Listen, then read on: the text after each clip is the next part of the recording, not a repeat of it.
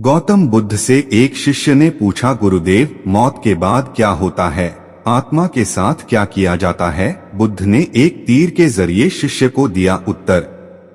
जीवन और जीवन से जुड़े विषयों पर गौतम बुद्ध का नजरिया बहुत सटीक और एकदम समझ में आने वाला ही रहा है। उन्होंने कभी किसी विषय को बहुत उलझाकर नहीं समझाया। अपने शिष्यों की सारी जिज्ञासाएं वे साधारण से उदाहरणों से ही हल कर दिया करते थे। एक बार बुद्ध से उनके एक शिष्य ने पूछा, भगवान, आपने आज तक यह नहीं बताया कि मृत्यु के बाद क्या होता है।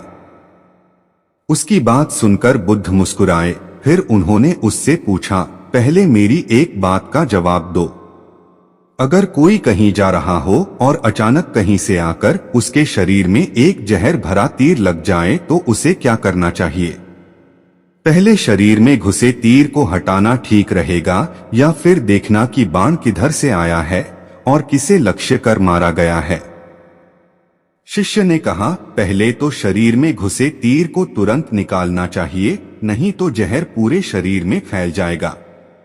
बुद्ध ने कहा, बिल्कुल ठीक कहा तुमने। अब यह बताओ कि पहले इस जीवन के दुखों के निवारण का उपाय किया जाए या मृत्यु की बाद की बातों के बारे में सोचा जाए?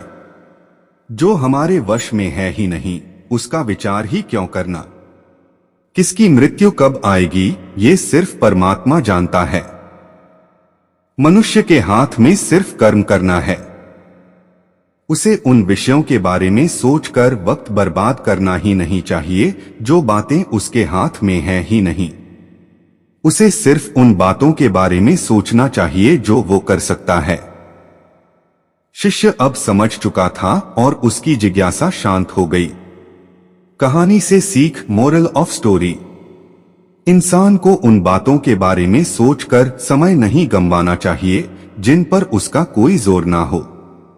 हमेशा उन बातों के बारे में ही विचार करें जो आपकी परेशानियों को कम कर सके, समाज को जिससे फायदा हो या किसी इंसान की मदद हो।